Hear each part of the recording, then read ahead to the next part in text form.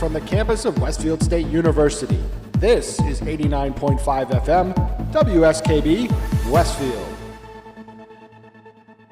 Support for the community programming of WSKB is provided by Westfield Bank. For more than 160 years, Westfield Bank has been an important community presence and commercial leader in the Pioneer Valley. With convenient full banking services in Westfield, West Springfield, East Longmeadow, Agawam, Feeding Hills, Springfield, Southwick, as well as Enfield and Granby, Connecticut, visit us on the web at westfieldbank.org.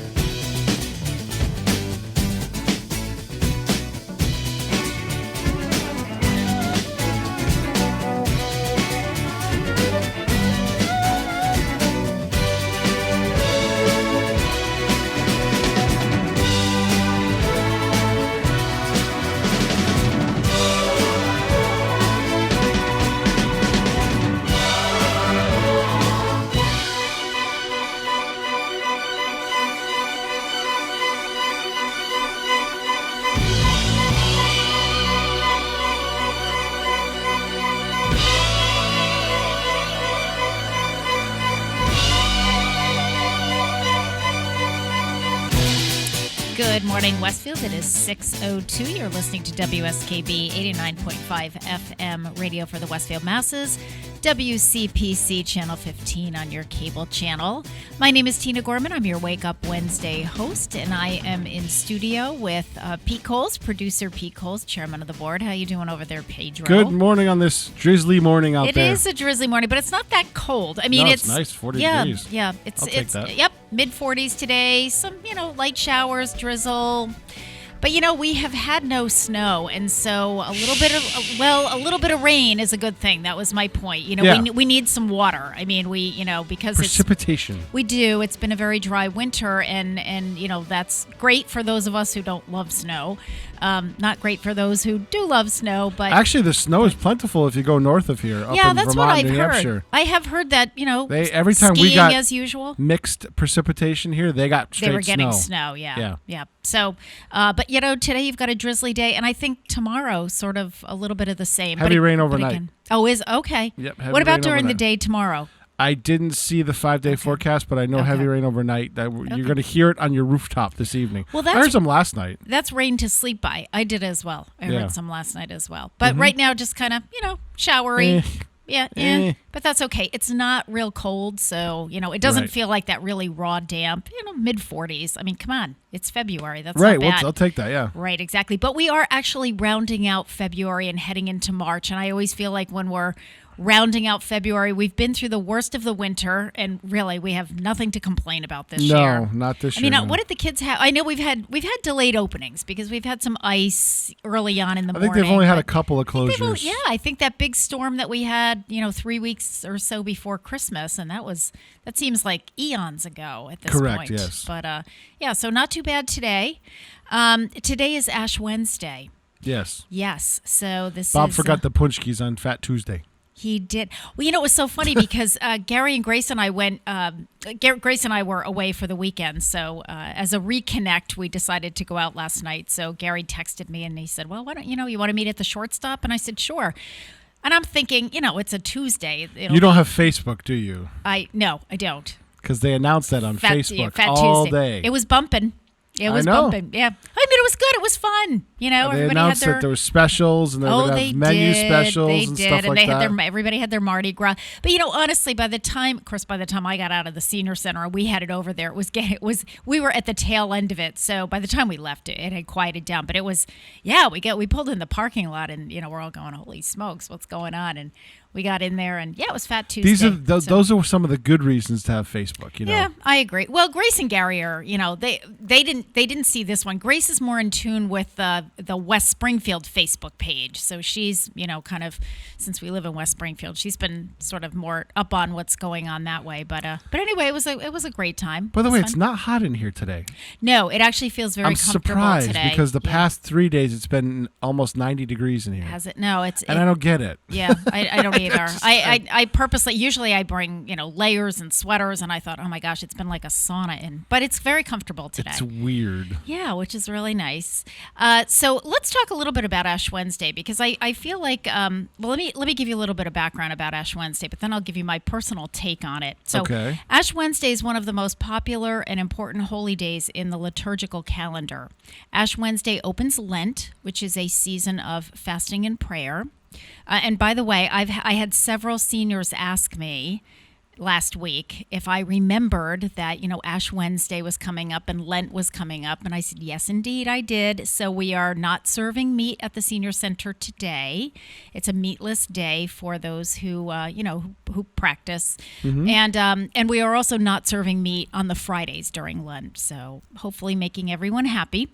Ash Wednesday takes place 46 days before Easter Sunday and is chiefly observed by Catholics, although many other Christians observe it too. Ash Wednesday comes from the ancient Jewish tradition of penance and fasting. The practice includes the wearing of ashes on the head. The ashes symbolize the dust from which God made us. Ashes also symbolize grief, in this case, grief that we have sinned and caused division from God. Writings from the 2nd century church refer to the wearing of ashes as a sign of penance. Priests administer ashes during Mass, and all are invited to accept the ashes as a visible symbol of penance. Even non-Christians are welcome to receive the ashes. The ashes are made from blessed palm branches taken from the previous year's Palm Sunday Mass.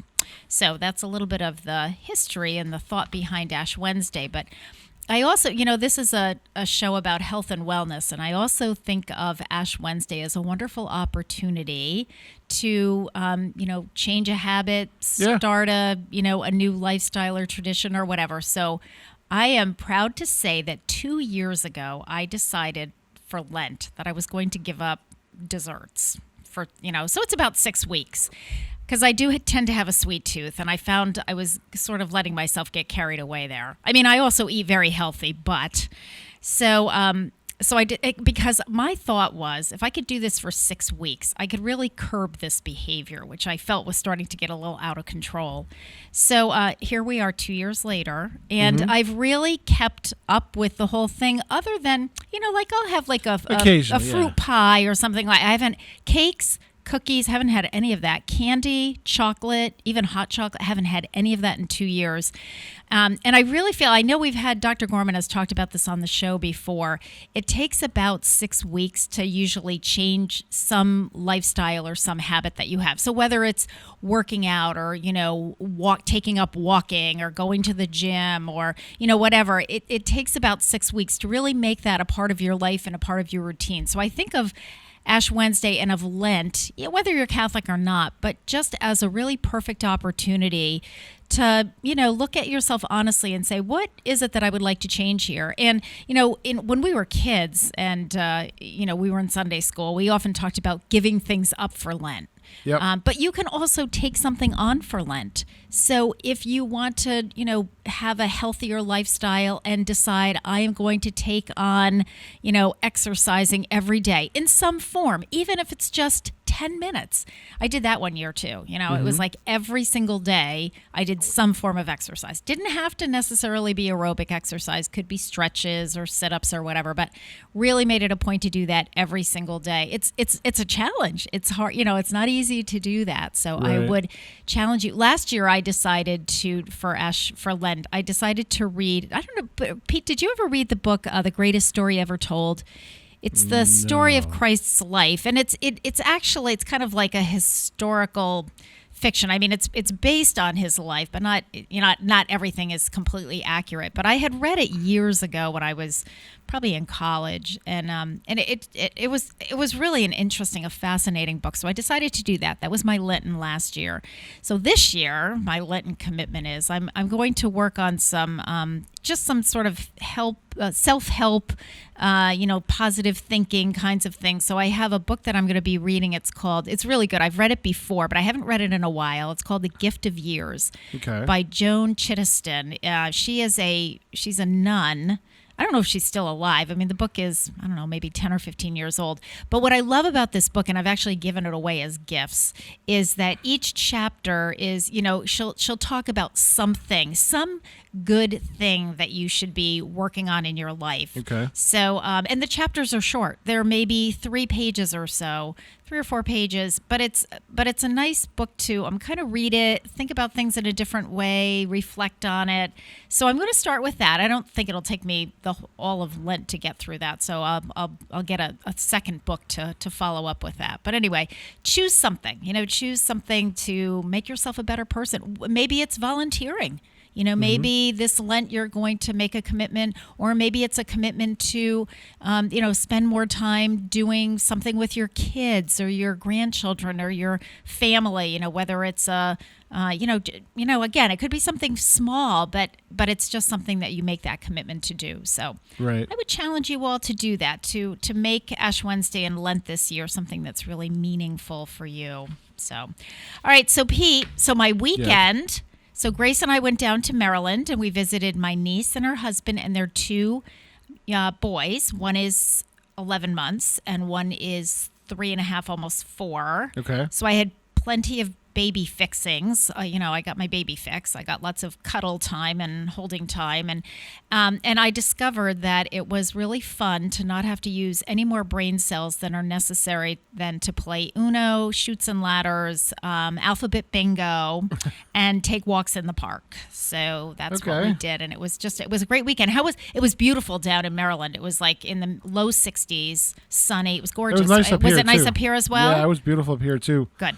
I worked one day, and then I DJ'd for a multiple sclerosis fundraiser on Saturday. Oh my gosh! Talk about that. What was that? Mary Regan. Oh, really? She has it every year. About Yeah, that. I believe didn't she know lost her father to multiple sclerosis. I know it was a family member. Okay. And so every year she does a spaghetti dinner over at the Elks Lodge and raises funds for multiple sclerosis. Oh, Foundation. I didn't know that. I wish I had known. Now, was that open to the public, or was it more just a family thing? It's kind of been traditionally a family thing, but it is open to the public. So. Oh, wow. Well, next year we'll have to, do some announcing and try to get some funding for them. Yeah, it's kind of. I think they treat it more like a family reunion. Yeah. Type of thing. Well, there are a lot of Regans, so I mean, it would be a pretty good size. It was a packed house, yes. Yeah, good size. So it was a lot of fun, and I do that every year for them, and it's nice. A lot of fun. So good. I did that, and then I just kind of chilled out. Yeah, chilled out a little bit. Yeah. Now, were you at the city council meeting? You weren't at city council meeting Thursday, were you? Now, didn't have anything on the agenda. So who how do you work with the filming of that? Because I know it gets videoed. So the city has a contract with the college to do that. Okay. So the major meetings. Okay. They do city council, school committee, and planning board. I thought I saw some students running around, a female student running around, because I was at council meeting. She's kind of been a steady presence there. Yeah, well, that's when good. School's in session. Yeah. When school's out of session, Mark and Alex cover it, or I cover it. So okay, all right. Well, we had two board members, 2 Council on Aging board members that were reappointed at Thursday's meeting. Yeah, I saw them go in the meeting before. Yep. Yes, exactly. So we had the Personal Action Committee first, so I attended that to throw my 2 cents in. I always like to, be there in case the committee has any questions about the, the nominees. So Liz Boucher and Liz has been the secretary. She took over as secretary of the board last year. So God bless her, and thank you, Liz, because that is one of those jobs that it's hard to get a board member that wants to be secretary. Right. And then Alan Sudentis was also reappointed. So those were both reappointments. And we have a fabulous board. We really have a fabulous board. There are 7 members on the board of directors for the Council on Aging. They are so thoughtful in terms of when they research something, when we have a topic that's up for discussion, or we have a decision that we have to be made, that has to be made. They're so great about, thinking it through, discussing it rationally. If they feel like they need more information, they'll call other senior center directors. That's and cool. It is really wonderful, and they've done that a lot for a lot of things. How do you do it in your town? What did you learn from that? Is that something that we want to do here in Westfield? So we just have a great board. I'm so blessed. So congratulations to Liz and Alan for their reappointment. We're excited about that. Okay, so it is. Well, let's see. It's 6:13. I think we'll take our first break. This is the song that we have for the first song. This one is kind of in honor of Ash Wednesday. It's Kathy Tricoli, and I really like her. She does a lot of spiritual, more religious songs, and this is called A Different Road. And it's sort of a, just a nice remembrance or reminder of Ash Wednesday. We'll be back.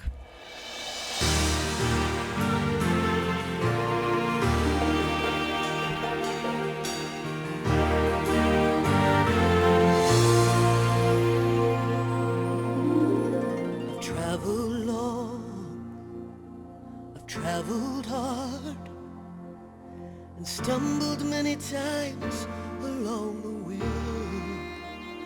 I have bruised my knees a lot and turned my back on God and seen His mercy. I've been quick to judge and slow to learn. So many times I've gotten in the way. I think I know so much. I've questioned God enough, but still He loves me. So now I'll walk a different road. I wanna see Him there before I even go. I've run ahead and gone too slow. I've got to be still now and wait upon His will now. This time it's gonna be His time.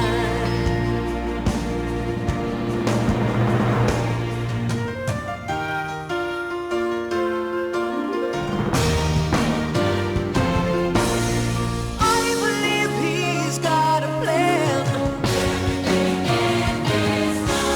I may not always understand everything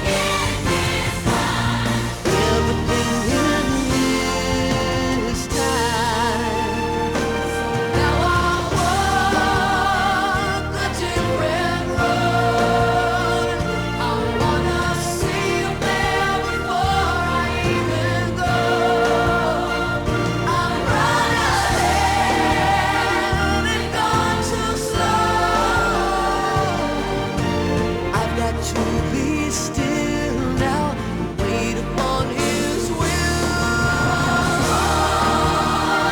A different road. See Him there before I even go. I've run ahead and gone too slow. It's gonna be.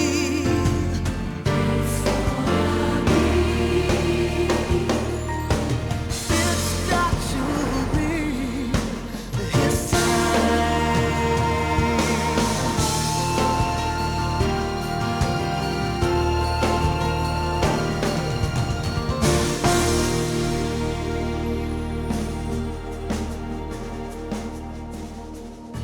Underwriting is brought to you by Boise Cascade Distribution, providing products and services needed for building material dealers, home improvement centers, and industrial customers. They offer everything from engineered wood and plywood to Drex decking and railing, James Hardy siding, and Advantech subfloor. Located at 33 Fowler Street Extension in Westfield and on the web at bc.com, they are committed to providing quality products, great service, convenience, and value. Hi, this is Harry Rock, host of Rock on Westfield every fourth Wednesday at 8 a.m. Tune in for my view of this place I call home. Community Radio. 89.5 WSKB. Live from Studio 120 at Westfield Technical Academy, this is WCPC Channel 15 and 89.5 FM, WSKB Westfield.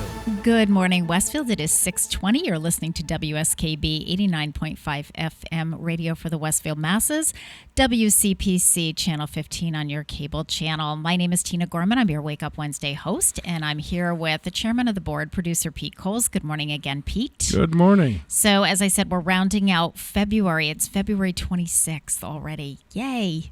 We're through the worst of the winter.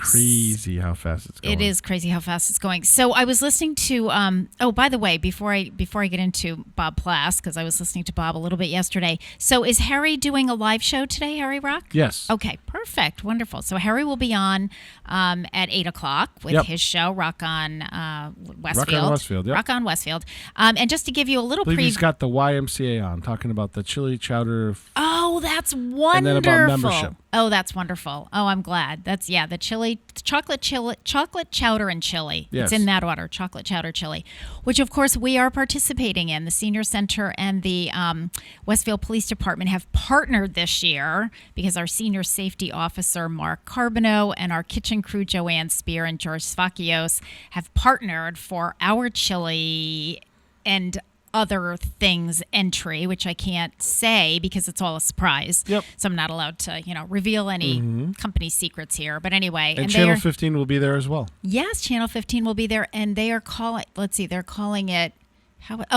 ours is Cop Chili. It's Chili on Patrol, Cop, C-O-P. That's what, that's a Mark Carbonneau one for you. Oh, that's pretty cool. That is huh? definitely a Mark Carbonneau thing. I think last year it was Chili Concopkey or something like that. I mean, but so now it's Cop, Chili on Patrol. So anyway, good. That's great. So Harry will be here at 8 o'clock.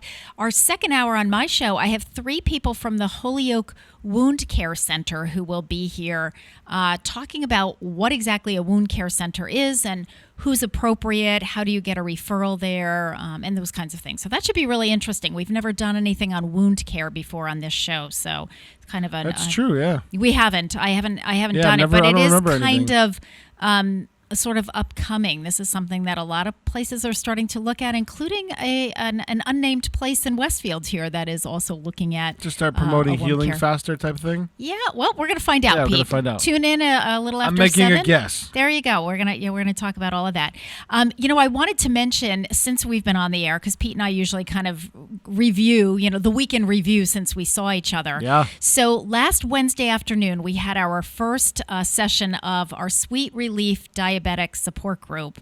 So this was open to, we're starting a new support group for those either with type 1 diabetes, type 2 diabetes, or those who are pre-diabetic, who have been diagnosed pre-diabetic, or family members, because we find that that's, that can be challenging as well, especially if the person who does the cooking is not the diabetic, but now they have to sort of learn to cook for someone or with someone who's diabetic.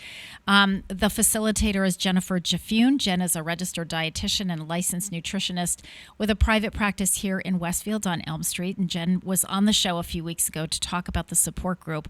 And I am happy to report, Pete, that it was an overwhelming success. Outstanding. It was we had 30 people come. Oh, that's great. And you know what? I'm not sure this has ever happened before. Every single person who signed up to come came. Every single person. Well, that means they were motivated. That's good. Yes, they were really motivated. I know Jen did a brief survey. She had people, fill that out. I think just to kind of see where they're starting from, kind of where their starting point is. Mm-hmm. She was so enthusiastic. She had handouts for them. She had a PowerPoint, which I don't think she'll be doing every time, but I know she wanted to, she set had the tone. Yeah, set the tone, Pete. She did a handout on the myths of diabetes. And I photocopied it for her, so I just glanced over it. But, some of the things that, you'll never eat another grain of sugar as long as you live. Some things like that. So anyway, it was very, very successful. So that group, and it is certainly open to, new members. I mean, it's not, you missed the first time you missed. It's an ongoing thing. Yep. So they will be meeting on the third Wednesday of the month from 1 to 2:30 in the afternoon at the Senior Center. We actually put them in the annex because I was going to put them upstairs in multi-purpose, but there were too many. So, and that's that's a good thing.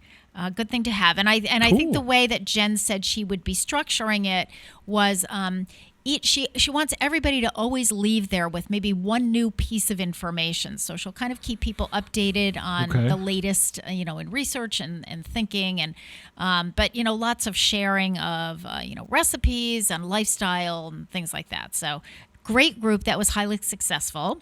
The other thing that happened, Pete, since we saw each other last Wednesday, was that yesterday we had our second Vet to Vet Cafe. So you might remember that we did a kickoff in November.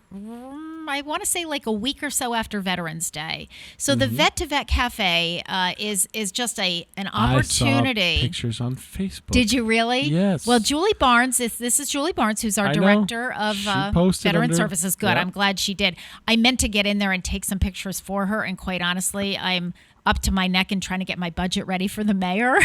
So I having been away a couple of days, I was really swamped. So she took care of it. Good. I'm glad that she got some pictures. I did go in there a couple of times just to kind of see. It was phenomenal. Same thing. We had 30 people, 30 veterans. Very informal. Thank you to the Westfield Technical Academy. The culinary program. Thank you. I couldn't come up with the word culinary. They did the food, just snacks, nice snacks and desserts and everything, which everybody seemed to be enjoying. And my kitchen staff had the coffee and tea and things like that. But it was really successful. And you know how I know it was so successful, Pete? How's that? Not only the numbers, but when they came out, they were all saying it goes from 2 to 3 o'clock in the afternoon. And they were all saying, well, that's not enough time. We were just getting going. And they were all it's very informal. And that was what they wanted. And we just kind of, they could sit wherever they wanted to. So there were just lots of different groups. But I noticed they kept bringing more and more chairs to a round table. So the groups kind of kept getting bigger. And they just said, why do we have to leave at 3 o'clock? So I said to Julie, well, you always want to have that. That's what brings people back. And in the future, we'll look at extending it a little bit because there's nothing magic about 3 o'clock. It wasn't like I was throwing people out at 3 for sure. Okay. So, and the Veterans Cafe, so that will also be monthly. So it's called the Vet to Vet Cafe, and they will be meeting on the 4th Tuesday of the month at 2 o'clock. So from 2 to 3 o'clock. And it's informal. It's just shoot the breeze and, make new friends and see your old friends and all branches of the service. And there's no age either. Now, obviously, most of the people that came were older adults, and that's fine, but it's actually open to any age. Yeah, there are younger vets out there. Yep, absolutely. And if you know a vet and you just want to invite he or she to come along. So 2 really successful programs. So we're pretty excited about that. Julie was absolutely thrilled with the turnout and just with the response. And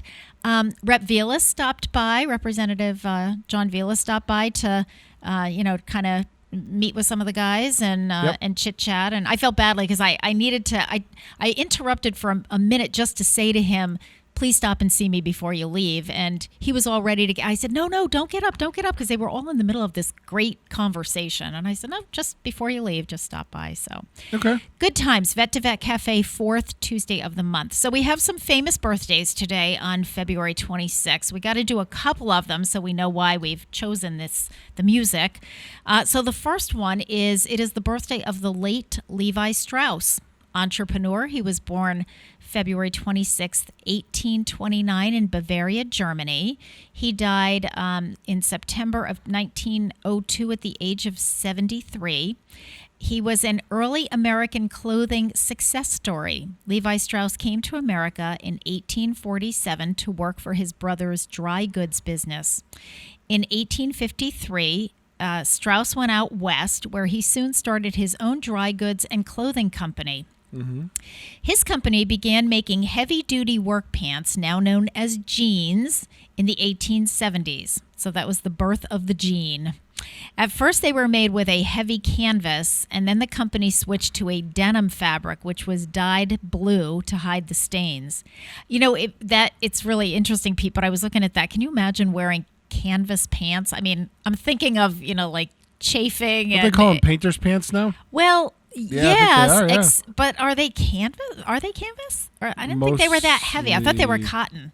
Okay. Anyway, according to some reports, Levi Strauss first had the pants made by seamstresses in their homes, and then he later started his own factory to make the pants. After his death, his nephew Jacob Stern took over as company president. The legendary jeans that Levi Strauss helped to create, known as Levi's, continued to grow in popularity and have remained a fashion staple over the decades.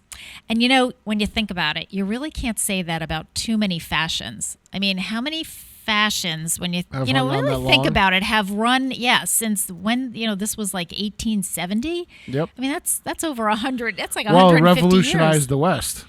Yes. Denim jeans revolutionized the West. Exactly. So. But, you think about all the other, if you look back at clothing, over the last century, it doesn't look anything like what we wear today. That's true. Other than jeans. So happy birthday to the late Levi Strauss. It is also the birthday of the late Jackie Gleason, actor, comedian, believe it or not, composer. I did not know that Jackie Gleason was a composer. Didn't know that either. Yeah, he actually had some music after he finished the TV thing. He was born February 26, 1916 in Brooklyn, New York.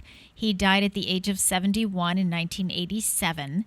Jackie Gleason was known for his brash visual and verbal comedy, exemplified by his bus driver, Ralph Cramden character in the television series The Honeymooners.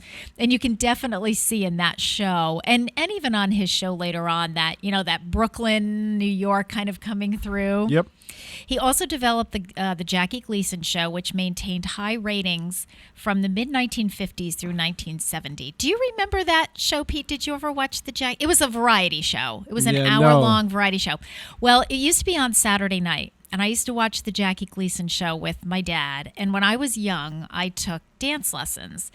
It was not nearly as sophisticated at all as all these dance competitions and everything now. But anyway, on the Jackie Gleason Show, every week there was a segment, and he would have the June Taylor dancers come on. And the June Taylor dancers, if you kind of think were famous. Right, they were. Well, if you kind of think of like the Rockettes or whatever, but what they were famous for, and when you think about it, you're in technology and television. What they would do, Pete, was at one point of their routine every single week, they would do an overhead shot, and it looked like a kaleidoscope. They'd be on stage in like a circle doing things with their arms and legs, and it would look like when you turn a kaleidoscope, and that's what it would look like. It was just or like if you look at synchronized swim, it was that kind of a thing. Right, but they would do an overhead shot, and or they'd be doing kicks or whatever, and they would face in and they would face out again, if you sort of think Rockettes.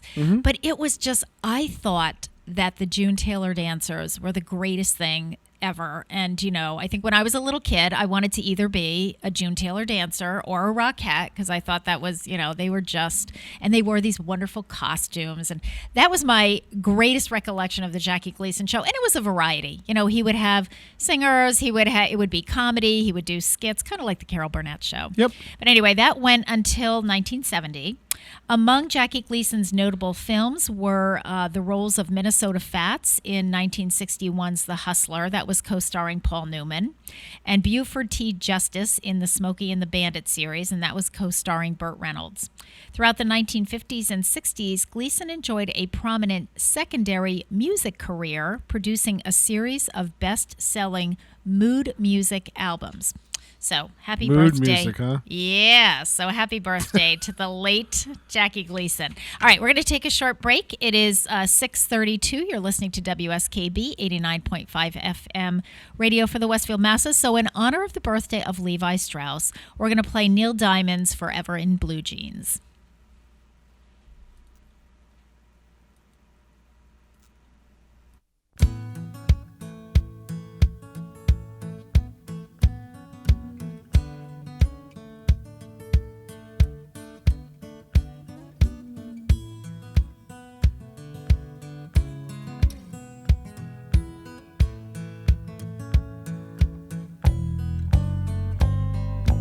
Money talks, but it don't sing and dance and it don't walk. As long as I can have you here with me, I'd much rather be forever in blue jeans. Honey's sweet, but it ain't nothing next to baby's treat. And if you pardon me, I'd like to say we do okay, forever in blue jeans. Baby, tonight, baby, tonight, by the fire, all alone, you and I. Nothing around but the sound of my heart and your sighs. Money talks, but it can't sing and dance and it can't walk. As long as I can have you here with me, I'd much rather be forever in blue jeans, babe. And honey's sweet, but it ain't nothing next to baby's treat. And if you'll pardon me, I'd like to say we do okay, forever in blue jeans. Baby, tonight, baby, tonight, by the fire, all alone, you and I. Nothing around but the sound of my heart and your sighs. Hey, money talks, but it don't sing and dance and it don't walk. As long as I can have you here with me, I'd much rather be forever in blue jeans.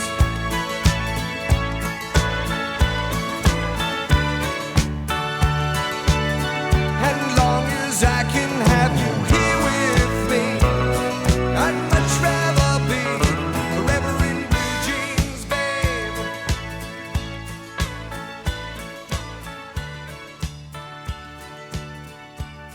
Underwriting support for the community programming of WSKB is provided by the Greater Westfield Chamber of Commerce, the voice of business for the Greater Westfield communities. Informing, educating, advocating, the Chamber provides opportunities for members to make meaningful connections on local, regional, and state levels. For more information on the Chamber's many events, workshops, and programs, as well as the benefits of membership, visit westfieldbiz.org.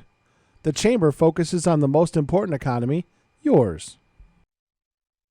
Hi, it's Bob Plass, and I have Wow, It's Tuesday, every Tuesday, 6 to 8. Wow, it's Tuesday.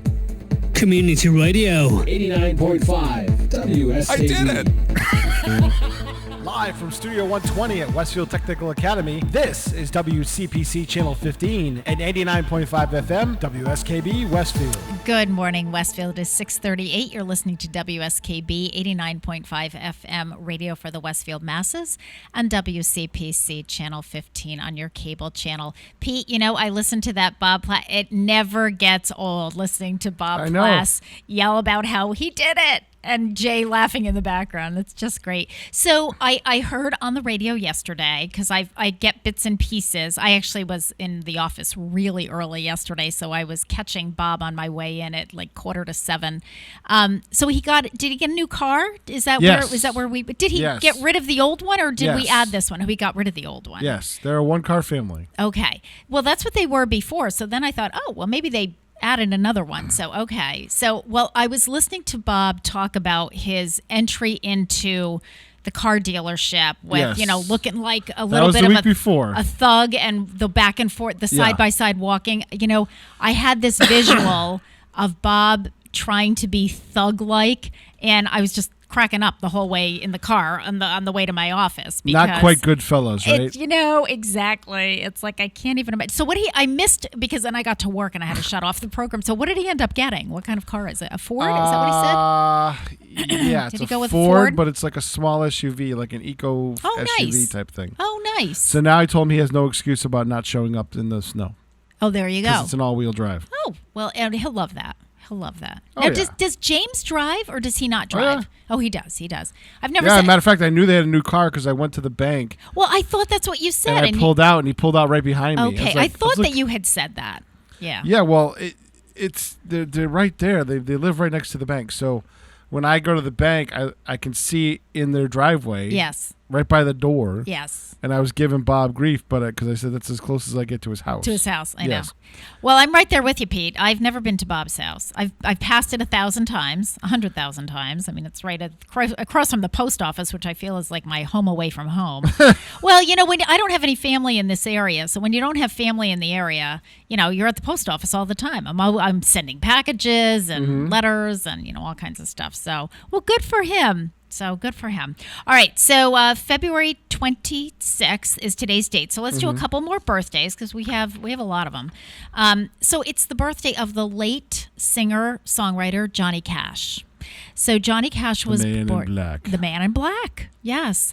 Born February 26, 1932 in Kingsland, Arkansas.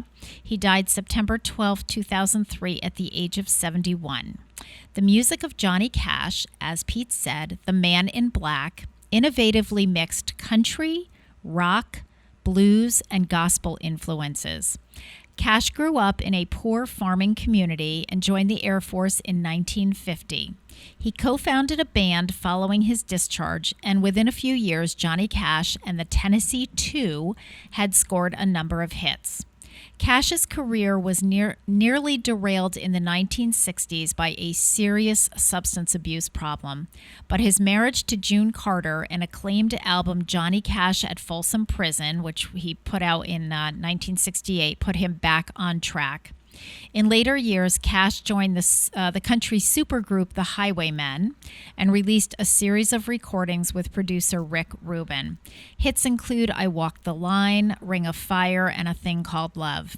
In 1980, Johnny Cash became the youngest living person to be elected to the Country Music Hall of Fame. Okay. So happy birthday to the late Johnny Cash. He was actually married to a woman named Vivian first, and that marriage, just because of his lifestyle in terms of being on the road so often, and they had a couple of kids, and that was it. I mean, it was. I don't think at that point it was so much I don't think the substance abuse had really. I don't think he had bottomed out with that yet, but it was just the fact that he was never home. I mean, the schedule was grueling. Right. So they split up, and June Carter, I guess, had been a longtime friend, and when they partnered and they eventually got married, and I think had one child between the two of them. And it was not that long after she passed away that he passed away, and he just kind of said, I have to keep making music because otherwise I just have no reason to get up in the morning. He just was really in love with June Carter. So happy birthday to the late Johnny Cash. We'll play a Johnny Cash number a little bit later. It's also the birthday of singer Mitch Ryder. He was born February 26, 1945 in Michigan, and he is 75 years old today. So happy 75th birthday to Mitch Ryder. He was born William Levis Jr. Mitch Ryder sang with a local black quartet dubbed the Peps as a teen, but suffered so much racial harassment that he soon left the group to form his own combo, which he called Billy Lee and the Rivieras. While opening for the Dave Clark Five during a 1965 date, the Rivieras came to the notice of producer Bob Crew, who immediately signed the group and, according to legend, rechristened the singer Mitch Ryder after randomly selecting the name from a phone book. Backed by the Detroit Wheels, Ryder reached the top 10 in early 1966 with the song "Jenny Take a Ride." The group's other smash hit was "Devil with a Blue Dress On." So happy birthday to Mitch Ryder of Mitch Ryder and the Detroit Wheels. And they said if you didn't see him, I mean, he's white and he's got blue eyes. If you didn't see him, you would think, because he did sing with an all-black band. Yeah, he's got that very gravelly, kind of bluesy voice. So happy birthday to him. It is also the birthday of the late Tony Randall, actor born February 26, 1920 in Tulsa, Oklahoma. He died May 17, 2004 at the age of 84. Tony Randall was given his first leading Broadway role with Inherit the Wind in 1955. He had done some other Broadway shows before that in the early 50s, but Inherit the Wind was his first big one, and that's where he really at first got noticed. He was in a number of films during the 1950s. He had a few films with Doris Day and Rock Hudson. He had another film with Marilyn Monroe. Then there were some other films sprinkled in there as well.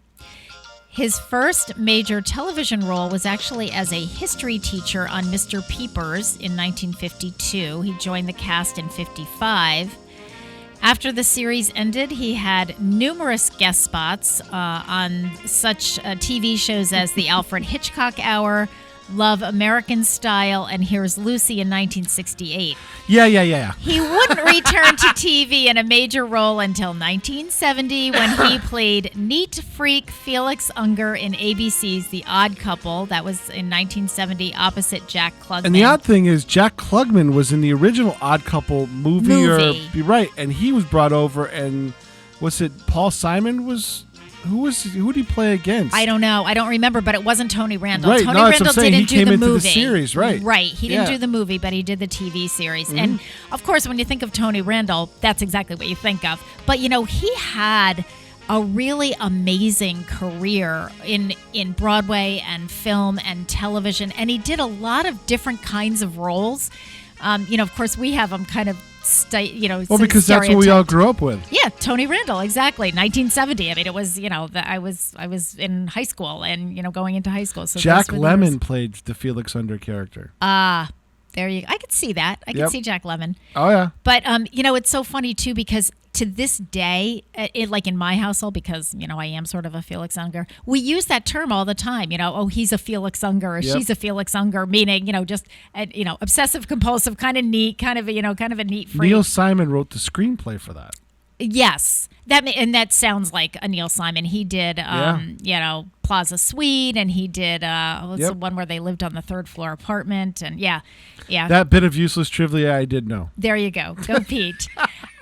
Tony Randall earned Emmy nominations for each season that he did The Odd Couple, and he finally won in 1975, and that was the last season. So The Odd Couple only ran for 5 years, but I got to tell you, it was on reruns my entire life as a kid, and it was so funny. It was. It was like Will and Grace. It was almost like that same vibe. Yes, yeah, same thing. Same and Jack too. Klugman too. Quincy MD. Yeah, but yes, he did. But great role as as Felix's the opposite, the slob. He later starred. Tony Randall later starred in his own show called The Tony Randall Show. That was in 1976 as a Philadelphia judge, and then he starred in a show. I vaguely remember this. It wasn't on that long in 1981. It was called Love Sydney. He played a gay artist. And I don't think that one. Yeah, I don't think that was on for all that long. But anyway, happy birthday to the late Tony Randall. And finally, is this my last one? Yeah. So finally, it is the birthday of Fats Domino, singer, pianist. He was born February 26, 1928 in New Orleans. He only died 2 years ago. He was 89 years old. So he was born in Antoine Domino Jr. By the age of 10, the talented boy was already performing as a singer and a pianist. Fats Domino channeled his roots in the city's thriving music scene to become a pioneering rock and roll star. Of course, New Orleans is a great, that's a great city if you're Nashville, if you're into music. Yeah, sure. He made a splash with his first release, The Fat Man, and later earned widespread fame with tracks like Ain't That a Shame and Blueberry Hill. Although his string of hits largely dried up by the early 1960s, Fats Domino continued to record and tour, and he was among the charter members of the Rock and Roll Hall of Fame. So happy birthday to the late, great Fats Domino, singer and pianist. Mm-hmm. It is 6:48. You're listening to WSKB 89.5 FM radio for the Westfield masses. So we mentioned before that it is the birthday of Mitch Ryder. So we're going to listen to Mitch Ryder and the Detroit Wheels singing Devil in a Blue Dress.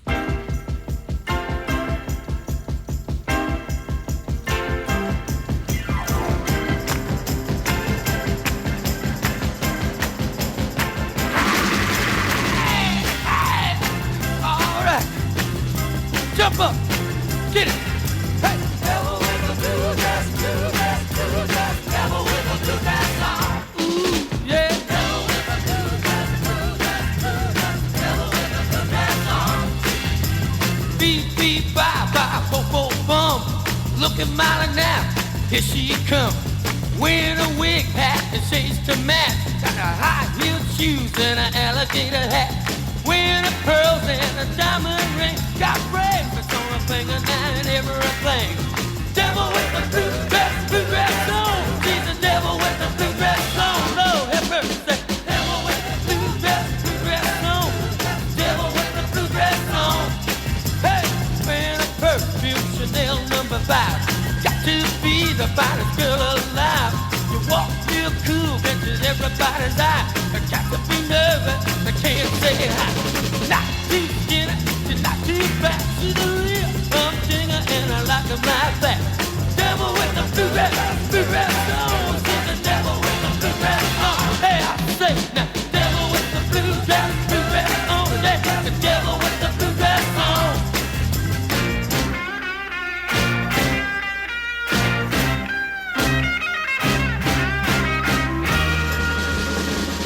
Good golly, Miss Miley. Oh, yeah, sure like a ball. Yeah, yeah, golly, Miss Miley. You sure like a ball. In the evening, don't you hear your mama call? From the early morning to the early night. You see Miss Miley rocking at the house of blue light. Good golly, Miss Miley. You sure like a ball. Oh yeah, you're rocking and you're rolling. Can't you hear your mama call?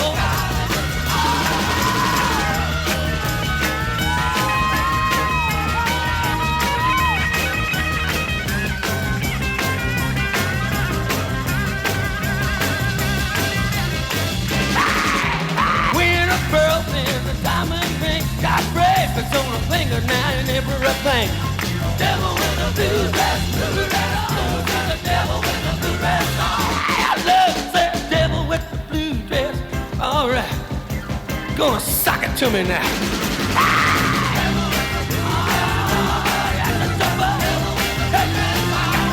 Got to jump up now. Got to feel it. Support for community radio on WSKB provided by Westfield Electroplating. Employing over 140 skilled platers, painters, and technicians, Westfield Electroplating was founded in 1946 and was the first company in the country to achieve National Aerospace and Defense Contractor Program accreditation, proudly maintaining that status for over a decade. Westfield Electroplating provides over 50 quality finishes to meet your corrosion, cosmetic, or performance needs. On the web at www.westfieldplating.com or 413-568-3716. Westfield Electroplating, putting the finishing touches on technology. Want to get in the flow with Rob and Joe? Join host Joe Langoni and Rob O'Lari Thursdays at 7:45 a.m. on Westfield Technical Academy's Tiger Talk. Community Radio. 89.5 WSKB. Live from Studio 120 at Westfield Technical Academy, this is WCPC Channel 15 and 89.5 FM, WSKB Westfield. Good morning, Westfield. It is 6:53. You're listening to WSKB 89.5 FM radio for the Westfield masses and WCPC Cable Channel 15. It is Wednesday, February 26th. It's the last Wednesday of the month. We have Harry Rock doing Rock on Westfield starting at 8 o'clock. So Harry's show will be following ours. Yep. I mentioned before we have, I think, scheduled to have three people from the Holyoke Wound Care Center here for the second hour. So we'll be talking about wound care and healing, and it should be really interesting. A couple of things going on at the Senior Center coming up. So tomorrow is our big Wacky Tacky Pajama Day party. So believe it or not, Pete, we still have a few tickets left. Not very many, but we do have a few tickets left. We were surprised that we didn't sell out, but our snowbirds aren't back from Florida yet, so some of our regulars who usually attend the party. So that's good news for those of you who sometimes complain that you didn't have a chance to get tickets. Party starts at 11 o'clock with music by Brad Shepard and Richie Mitnick, so that's going to be a great time. Yeah. So just to explain to those who have never been to one of our Wacky Tacky parties what this is all about. So we do a Wacky Tacky partied theme at least annually.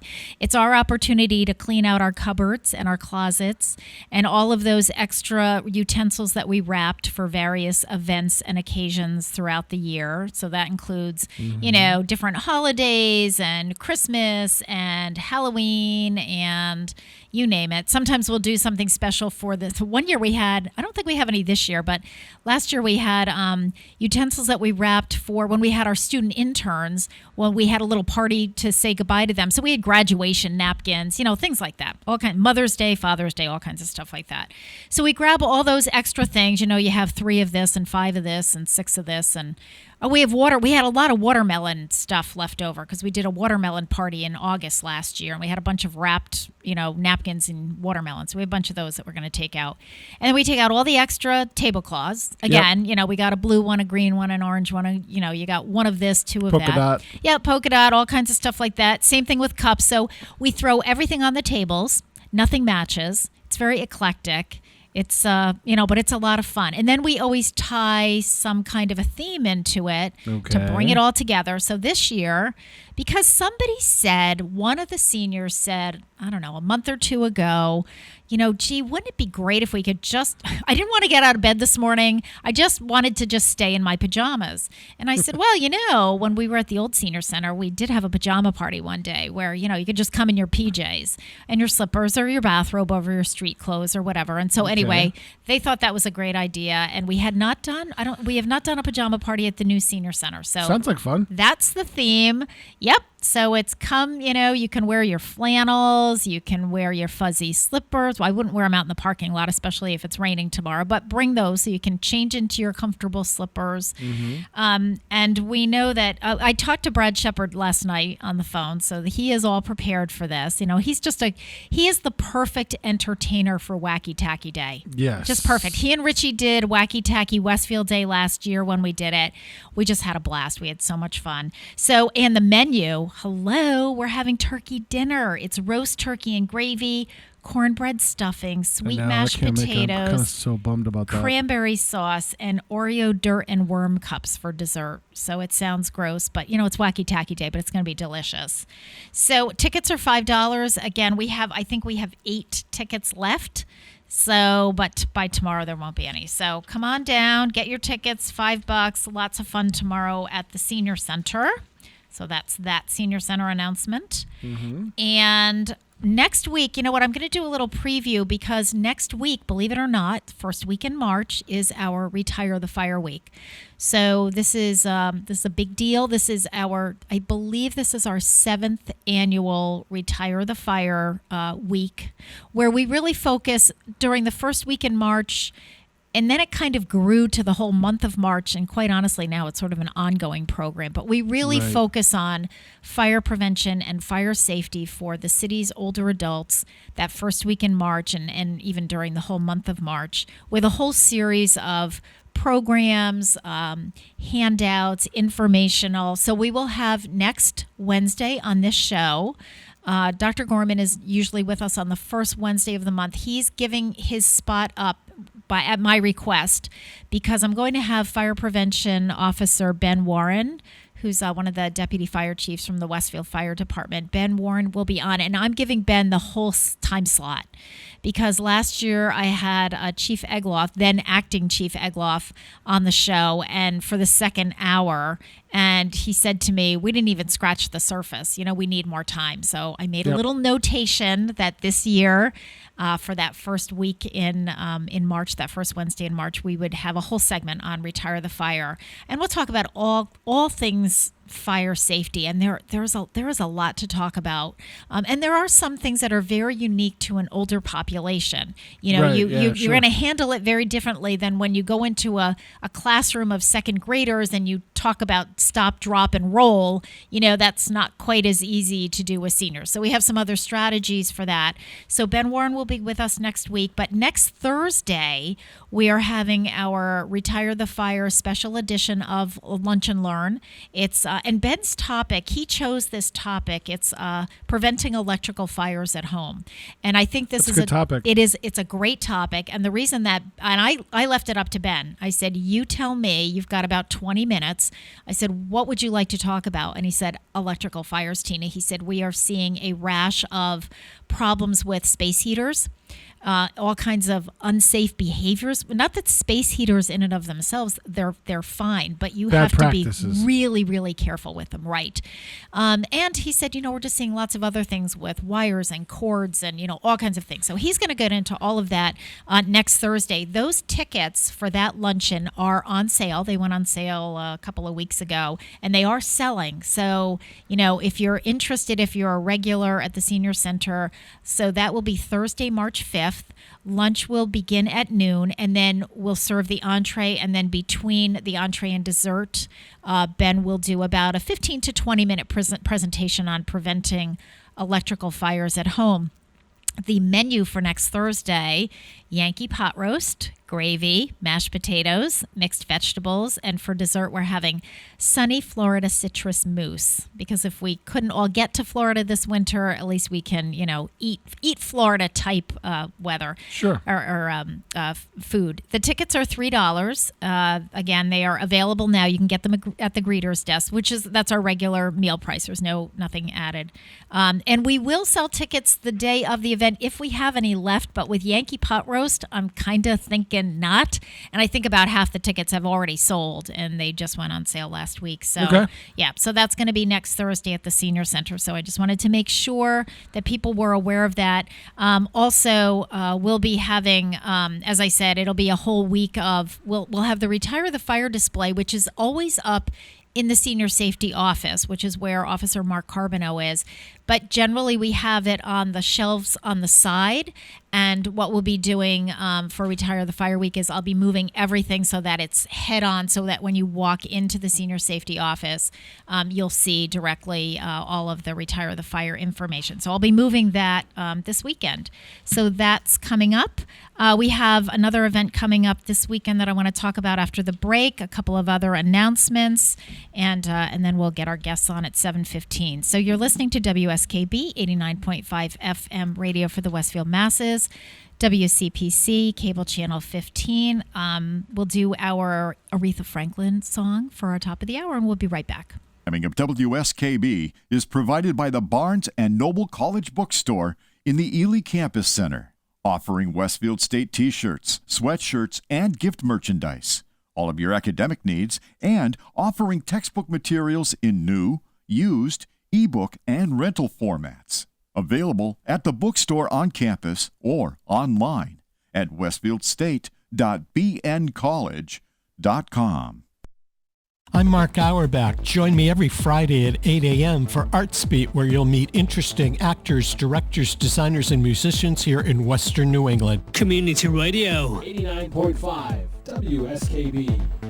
Live from Studio 120 at Westfield Technical Academy, this is WCPC Channel 15 and 89.5 FM, WSKB Westfield. Good morning, Westfield. It is 7:05. You're listening to WSKB 89.5 FM radio for the Westfield masses and WCPC Cable Channel 15. My name is Tina Gorman. I'm your Wake Up Wednesday host, and as Pete said, we're broadcasting live from Westfield Technical Academy. Pete's behind the glass, behind the boards, doing all his magic back there. So good morning again, Pete. Good morning. Something like that. Something like that. So listen, I saw this article yesterday. It was a brief in the Westfield News, and I hadn't heard about this, and it's the end of February, but it says this is Love Your Library Month. So February is National Library Lovers Month. And the Westfield Athenaeum, which I thought this was a great idea, show your support for the Westfield Athenaeum by making a $1 or $5 donation and signing your name to a paper heart that will be displayed throughout the month. Stop by the circulation desk at the Athenaeum or one of the local merchants participating in the fundraiser. So they include Circuit Coffee, Dazzler's Hair Salon, Leo's Gallery and Deli, and Two Rivers Burrito Company. All proceeds support the programs and services of the Westfield Athenaeum. I thought that was a great idea.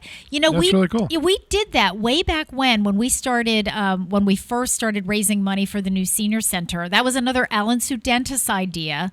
So I don't know if you remember, Pete, but at the old senior center, we had these big glass windows at the back of where we ate in the dining room. Right, it overlooked the courtyard, exactly. So Alan had this fundraiser every season. We would change. So like we did hearts for Valentine's Day, we did shamrocks, and it was the same thing. We would get either paper or foam ones, and you could, it was a $1 or whatever we charged, and you could buy one, and you could sign your name, or you could do it in memory of someone or in honor of someone, or you could just write something funny, and then we'd hang them all up on the window, and it really met all kinds of purposes because it kind of kept the place decorated, seasonally, and it raised a little bit of money for us. So I wanted to mention that because I hadn't heard about this, or I would have been announcing it throughout the month for our friend Kate Devaney over at the Athenaeum and crew.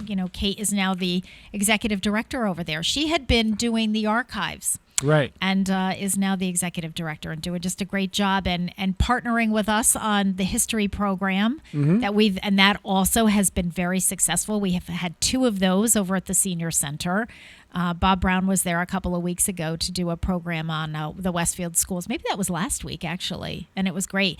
And in March, here's a little coming attraction for you, the history. It's going to be on Mountain Park up in Holyoke. Oh, there's been shows on that. Yes, and the person who's doing it, his name is Jay Ducharme, and he's written a couple books on it, but he's also bringing photos, and it sounded, see, that was before my time here in Western Mass, but I think a lot of my seniors obviously are, they'll remember and will have gone to the park. There's a show that Channel 57 did years ago called Mountain Park Memories, and I think it's online somewhere. Very cool. Yeah. All right, good. All right, also coming up, and again, I'm giving you plenty of notice because this isn't happening until Saturday, April 18th, but CSF Westfield will be doing CFS Westfield Dollars for Scholars will be doing their annual shredding event in the senior center parking lot. That's on a Saturday morning from 9 to 12. And I will give you more details as we get closer, but I'm telling you now so that you can begin going through your personal papers and putting them together in a box so that whatever needs to be shredded. And remember, you want to shred things with your anything with your like Medicare number or your health insurance number, bank numbers, name with address and things like that. So just be prepared so you don't wait till the last minute. We have my staff member, Karen Noblet, is famous for, right after the first of the year, she's been getting boxes and will be all ready for the shredding event. A reminder, too, that Chris Talpa over at Franklin School is still looking for band instruments. You can drop those off at the senior center as you're cleaning out your closets.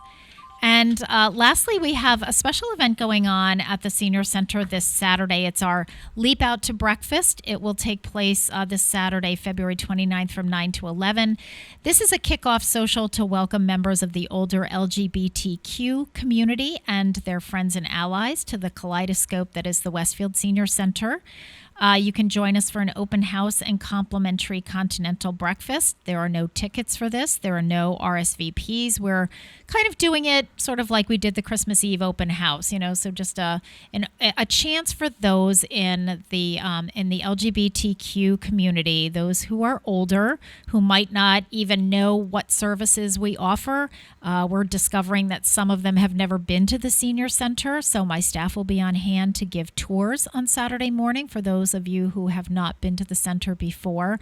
But we just feel, we feel that this has actually been the culmination of 3 years worth of work by Mary Lou Najowski, my program director, and myself. We have a small... had an advisory board, too. We have a small steering committee, and we also had help, and I really want to do a shout out to Westfield State University because Mary Lou and I had gone to a training 3 years ago. It was just 3 years ago this spring up at the Holyoke Senior Center on working with older adults who are in the LGBTQ community, and a whole host of issues, because when they were younger, things were very different than what they are now. So we still have a lot of people that are in the closet. We still have, there are a lot of issues there. So anyway, Mary Lou and I had gone to this training.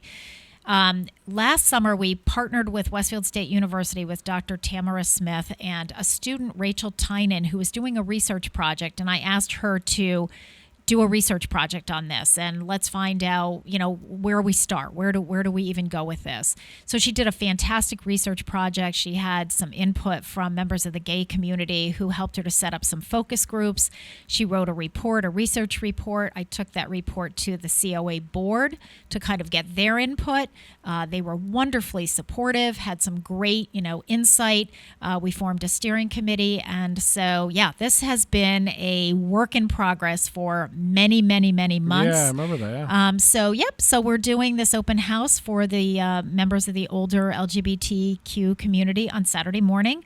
And part of that will be what we did with the Vet to Vet Cafe. We'll have a short survey for those who attend to kind of say, what would you like? Would you like to meet how should monthly? this shake out? Yeah, exactly. Do you want a social? Do you want it to be more educational? Yep. Do you want it to be, when do you want it? Because a lot of those folks are still working.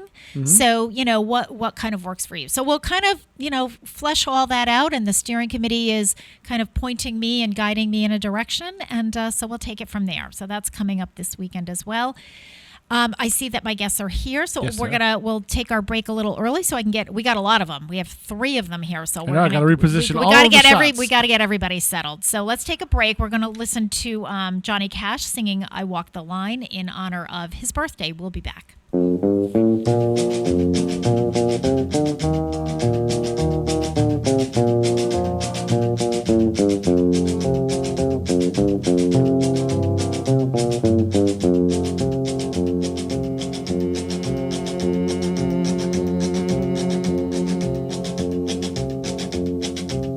I keep a close watch on this heart of mine. I keep my eyes wide open all the time. I keep the ends out for the tie that binds. Because you're mine, I walk the line.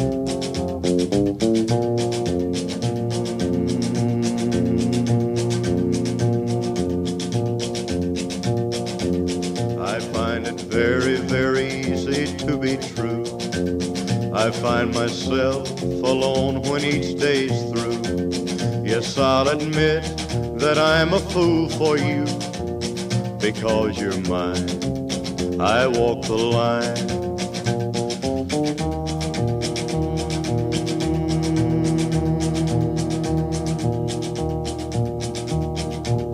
As sure as night is dark and day is light, I keep you on my mind both day and night. And happiness I've known proves that it's right. Because you're mine, I walk the line.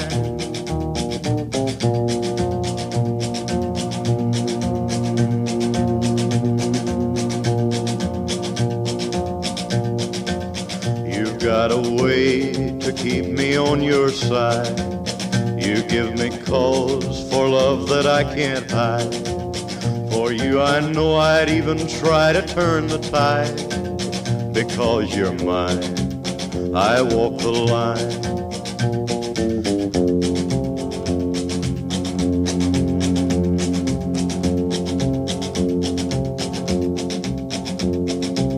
I keep a close watch on this heart of mine. I keep my eyes wide open all the time. I keep the ends out for the tie that binds. Because you're mine, I walk the line.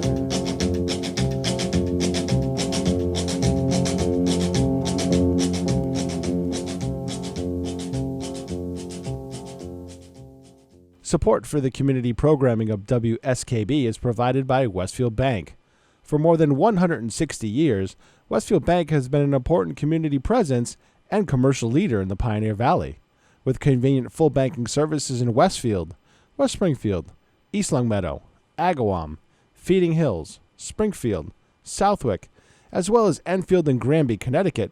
Visit us on the web at westfieldbank.org. Support for community radio on WSKB is provided by Betts Plumbing and Heating Supply Company, an independent, family-owned wholesaler serving Westfield for over 50 years, specializing in plumbing, heating, and industrial piping supplies. On the web at bettsplumbing.com or at 14 Coleman Avenue in Westfield. I'm Mark Auerbach. Join me every Friday at 8 a.m. for Arts Beat, where you'll meet interesting actors, directors, designers, and musicians here in Western New England. Community Radio. 89.5 WSKB. Live from Studio 120 at Westfield Technical Academy, this is WCPC Channel 15 and 89.5 FM, WSKB Westfield. Good morning, Westfield. It is 7:15. You're listening to WSKB 89.5 FM radio for the Westfield masses and WCPC cable channel 15. My name is Tina Gorman. I'm your Wake Up Wednesday host. Suddenly we have a room full of people here, so let me introduce them.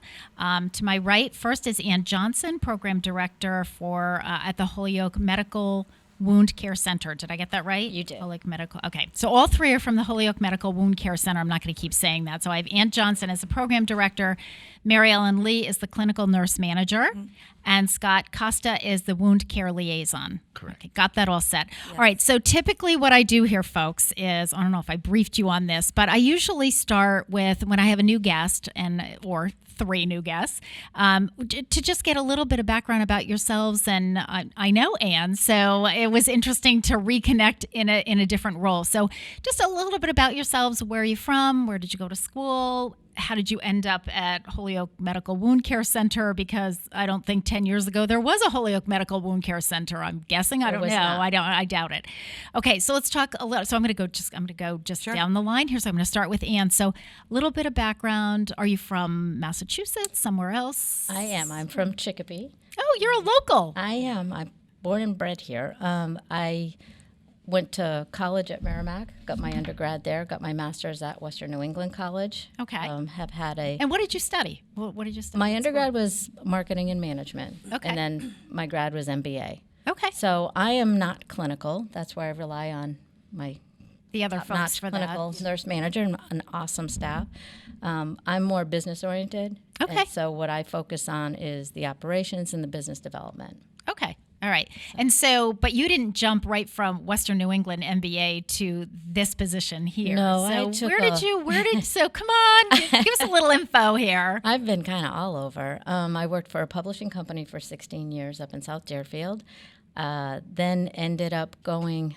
What was the publishing company? Channing Beat. Yes, I was going to say, I couldn't think of the name of it because I was going to say it has to be the one that does all the information. They did. Are they still? Did. No, they're not. That's what I thought. They closed last year because I had. So when I was there, I handled the health market. So I dealt a lot with the national health organizations, and I was more on the marketing side, but the national health organizations and HMOs and hospitals, and that sometimes public health. So that was the areas that I focused on. Okay. I kind of took different turns because as you have a family, you get different jobs that balance your family life a little bit better. Absolutely. I ended up at a local Bay State VNA and Hospice for 5 years in business development there. Okay. And so that really got me into the health field, and I've kind of been connected with that ever since. I went to a hospice for a couple of years. I went to another wound care center for a few years, went into assisted living for a year and a half, and then back to the wound care center. So I like the wound care center. It's operations and business development, and there's not a lot of jobs that combine the two. Operations and business development. So they're marketing. So what does that mean? What does that mean? Because I always put this in the context of our listeners going, and I know they're out there going, so what does that mean? Yeah, I'm not doing operations. It means exactly. Does that mean she's doing surgery? Oh my God. It's the day-to-day things. It's the looking at the scheduling, looking at making sure we're getting all the billing done correctly, looking at how our clinic flow is, making sure our staffing is adequate. So just sort of how you function on a day-to-day Right. basis. That would be considered the operations. Correct. And then what is the business development piece? Like, again, sort The of business define that. development What does that mean? is the marketing piece. So I'll go out to physician offices, or we'll meet with providers, to those people that will refer to us. We'll go out to senior centers and talk to the general public about wound care, because it's not something that's commonly known or commonly understood. Even when I first was being interviewed for a job at a wound care company, I thought of gunshots. I didn't think of wounds and what they were. Sure. So, and sometimes people would live with them for much longer than they need to. Well, it's interesting because when Pete and I were talking first hour, because we have lots of time to chit chat during the first hour, and I was, I was saying that you were all coming, and I said to Pete, we have been on air for it'll be 6 years in June, and I said we've never covered the subject of wound care. So I think you're right. I think there's just a lot of people out there that don't really know. Well, what is that? I don't even know what that means. And as you said, you're thinking like a gunshot wound. Yeah. Well, I don't think that's that could and fall there's in people the that are category, suffering with them that don't realize that there's help out there. They think it's just something you have to live with. Okay. And you don't. So we're going to talk about that a little as we get into this, about the fact that you don't have to live with that, and what wound care is and why we have centers and so forth. Okay. Well, that was Ann Johnson. So your title here is Program Director. Right. Okay. So we're going to move on to Mary Ellen Lee, who's the Clinical Nurse Manager. So I'm going to ask you the same thing. Are you originally from this area, or did you move? Yes, I am from Springfield. Okay. I went to American International College for my nursing. I start off as an inpatient nurse, but I always enjoyed the wound aspect. I actually was taking care of a patient, and her daughter was the program director for the wound center at that time at Bay State. So I kind of ended up there, and I've been with the same wound center, different locations, but same wound company for 4 years. Wow. Okay. All right. And now, are you? So you're living in Springfield now? Yes. Perfect. How do you like nursing? I love it. Do you? Yes. Now, when you were a little kid, did you always want to be a nurse, or did that come later on? My mother said I used to talk about it a lot. I don't remember that aspect, Really? but I kind of followed in the footsteps of my older sister. She's a nurse as well. Well, it's really funny because sometimes I'll get people on the show and they'll have these really convoluted titles, and I'll think, how did you end up in this job? Because it's not the kind of job where when you were in third grade and the teacher said, what do you want to be? It's usually like a nurse, a teacher, a firefighter, a policeman. It's not some, liaison to the hospital or something like that. Who thinks of these things? So, but nursing, there are some people who say, oh, I knew I always wanted to be a nurse. So it just came natural. I enjoyed it. I still love my job. I love wound care. It's kind of where I ended up, my specialty. Okay. So yeah, it's wonderful. Perfect. Well, as we get into what wound care is and how the center operates, I think we'll have a better understanding of what your role in is in that. And Scott, what about you? Your title is Wound Care Liaison. I am. I'm the Wound Care Liaison / Community Education. Okay. / just we like to bring awareness to the physicians that were there. We bring it to the community, and all right. So let's now. Here's one that I know. When you were in the third grade and your teacher said, "What do you want to be when you grow up?" You did not say, "I want to be a wound care liaison." So let's talk about how you got there. So now, are you from this area, or did you move here? I grew up in South Hadley. Wow. So we have all locals here. Yeah, nice. Okay. So South Hadley, and then where'd you go from there? So from there, I entered. I went to college, but I didn't right away. I ended up jumping right into a business franchise that I bought. And I did, that was ambitious.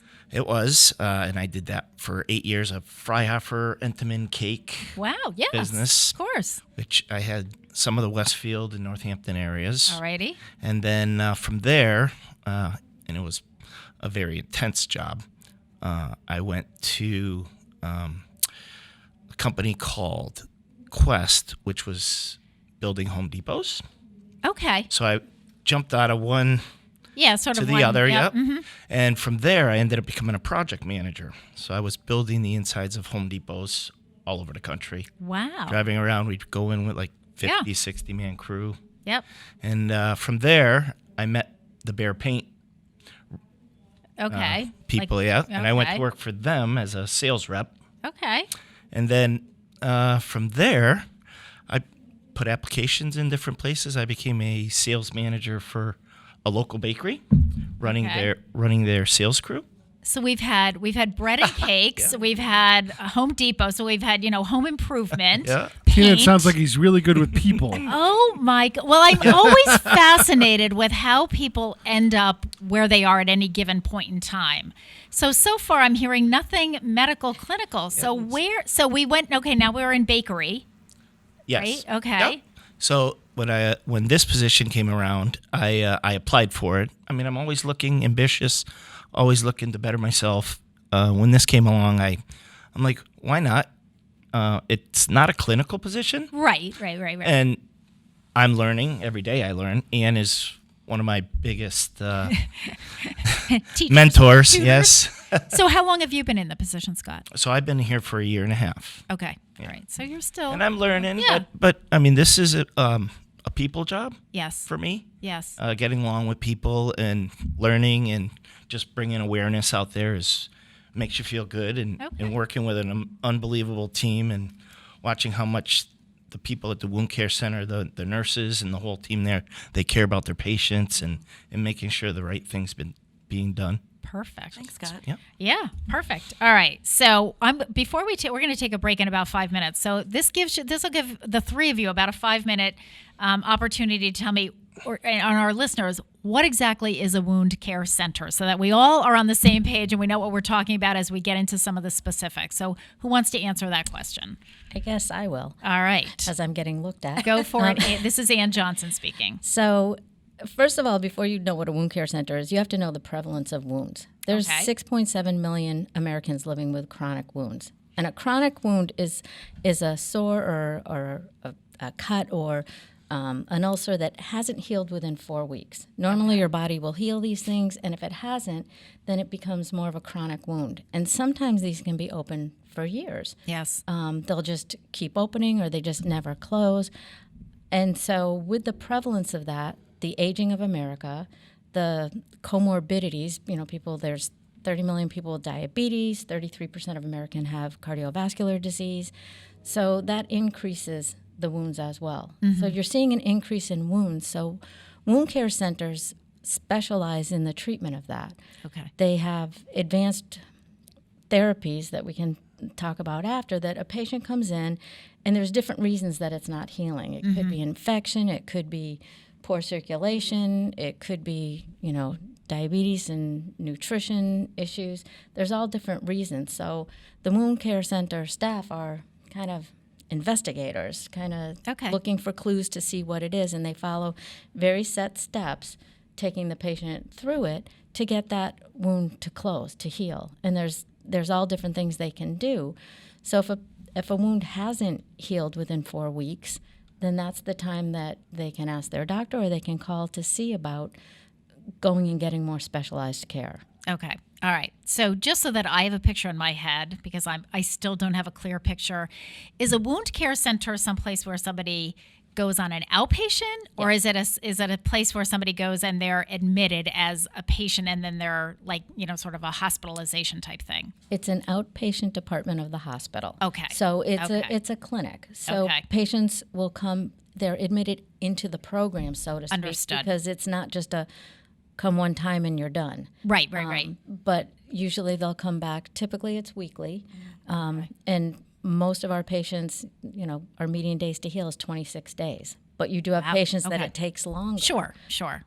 But they'll come back regularly because they'll want to do the different procedures and things to keep that wound stimulated towards healing. Okay. And where exactly is your center located? Ours is located on the Holyoke Medical Center campus. We're at 18 Hospital Drive, which is ideal because we have our own building, we have our own parking lot. So it's so convenient because oftentimes these patients are on walkers or canes or, just trouble ambulating. Sure. And so there are literally just steps from the parking No to valet the door. needed, no valet parking, no steps. So it's on the it's kind of on the campus of the Yeah. of the hospital. It's like a regular physician office. Yes. It's friendly. Yep. It's comfortable. Yep. It's nothing to be scared Are there about other coming in. doctors are there other physicians in that building, or is that We're the only ones in that now building. it's just the wound It's wound care just center. us. It's kind of in the main parking lot. We're our own different building. And so. and how long has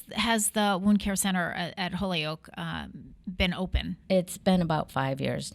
Going on 5 years. Okay. So which is still considered relatively new. It's relatively new. Yeah, which is perfect. But it's a great location, and the staff really is truly caring. Okay. All right. I think this is a good time to take a break, because when we come back, what I want to do is I want to talk a little bit.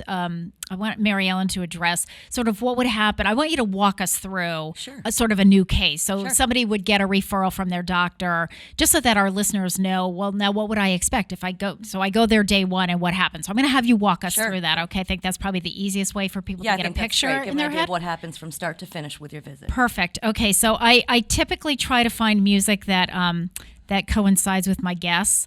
And I thought, okay, wound care, are you ready for this? So I have this, Pete, you got this one queued up? So this is by Tammy Wynette. It's called I Wound Easy, But I Heal Fast. Is this the best or what? It's 7:30. You're listening to WSKB 89.5 FM. We will be back. We need to play that. I know.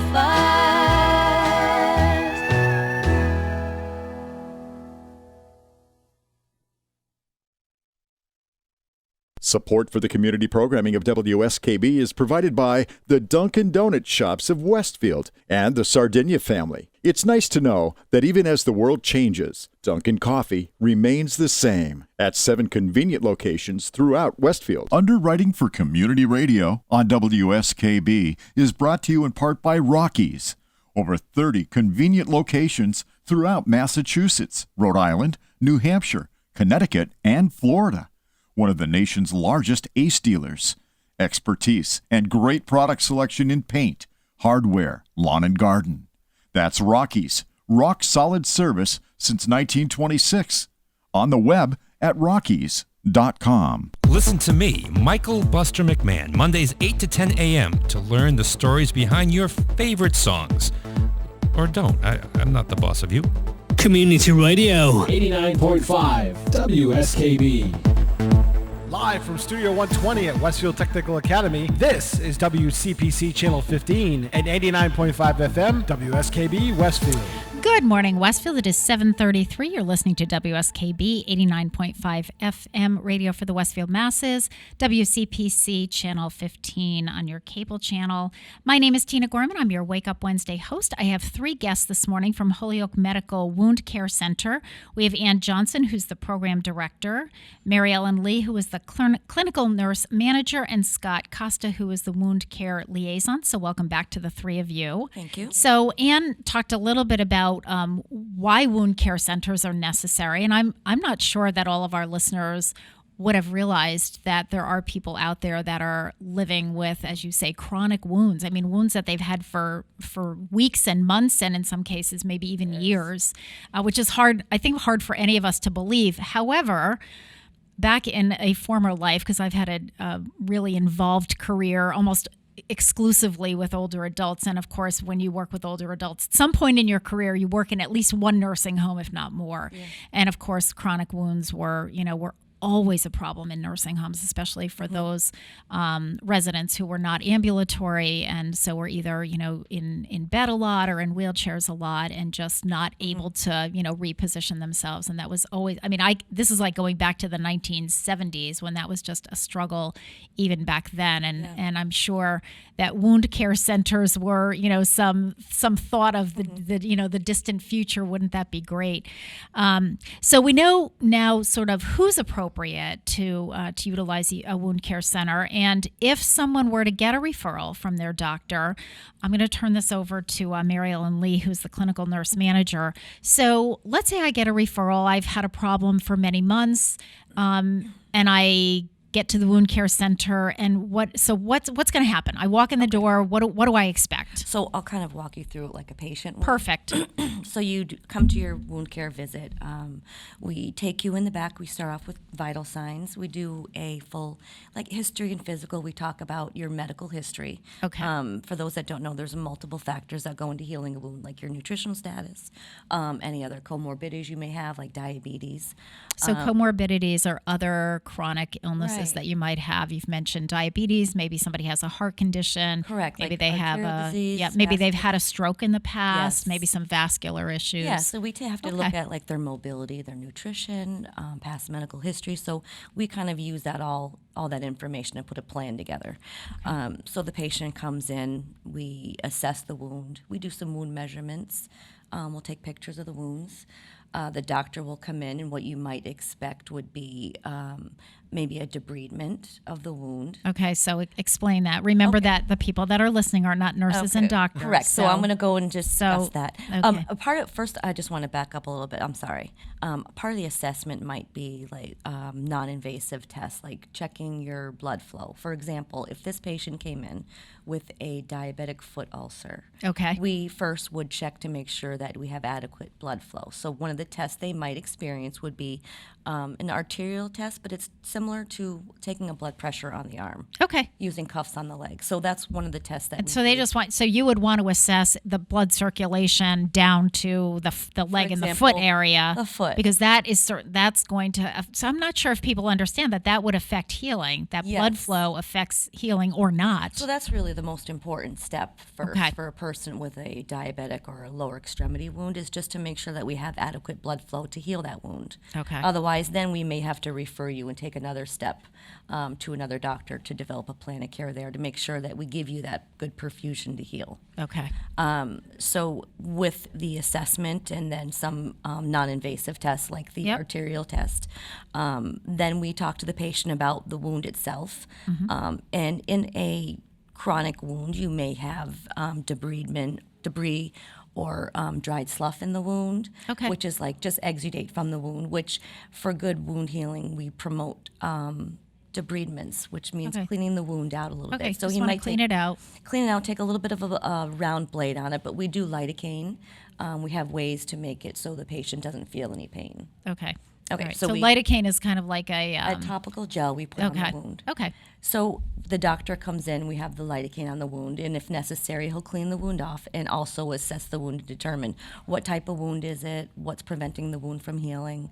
How many types of wounds are there? I mean, what are we talking about here? We could talk about a diabetic foot wound, a venous ulcer, pressure ulcer, as you stated.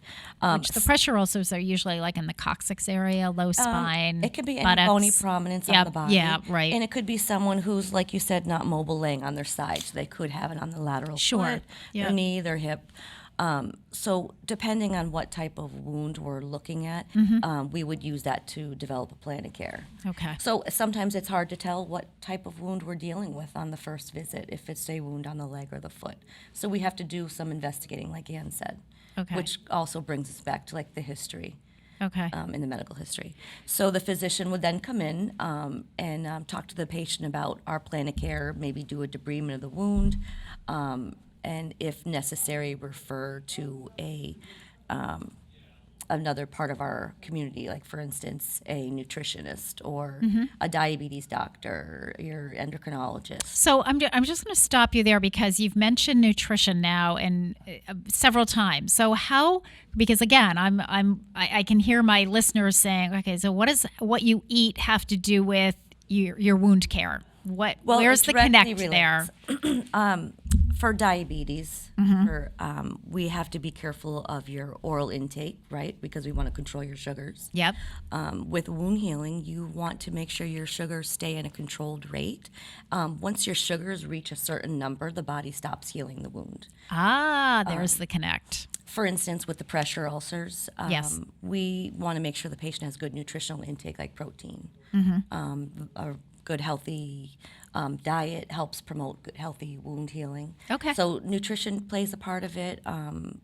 So, for instance, if they're not taking inadequate nutrition, we might refer them back to their primary care for nutrition consultation. Okay, so you're working with other members sort of as well. Yeah. This isn't just, okay. Yeah, so once we do the first, the initial intake, we kind of evaluate the patient, see what their needs are and make the appropriate referrals if needed to. But we do a lot of education in the office. We talk to them about what it takes to eat good protein and offloading and how to take care of your wound. We do enlist the family members as well. Okay. So we encourage you to bring a friend or a family member with you. It's a lot of information. So the doctor develops a plan of care. After the doctor sees you, then we talk about how to dress the wound, what type of dressings your wound may need that day. We help refer you to your visiting nurses. We make sure you get the adequate supplies you need. So let me ask you about the visiting nurse piece of it. So if someone has a chronic wound that they've been living with at home for, say months, and they get a referral to the wound care center, how does that work with their health insurance? If you then enlist the help of the VNA, is that covered under their health insurance, or are they paying privately for that? It's covered under their health insurance. It is, okay, even though they haven't been in the hospital or whatever. Yes. Is that right? Yeah. Because for home health, it's a skilled need that they're going to need for the dressing changes. And they'll see us once a week, but they may need dressing changes 3 times a week. Right. So because of that skilled need, it would be covered under their insurance. Okay. And so I guess, so when the assessment is done and the physician has figured out, okay, this is what we're working with, how does the physician determine what are the treatment options? I mean, there's so what do many. they do? Okay. I mean, how are you going to get this healed? If, as Ann said, I mean, some of these people have been living with open wounds for years. Right. So, like, for instance, the first step would be, it determines on the wound itself. So once we identify what type of wound it is, then we kind of follow that plan of care. Okay. So, for instance, if it's a diabetic foot ulcer, we know that that we have to have adequate perfusion, meaning good blood flow.